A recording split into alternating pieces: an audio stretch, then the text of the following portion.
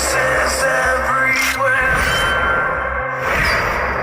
I see faces everywhere. আর তোমার ছেলের বাবা হয়ে এতটুকু লজ্জা হয় না?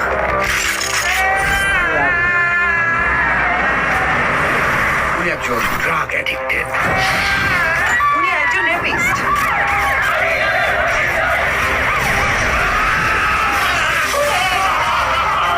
আপনার ছেলে একটা জানোয়ার।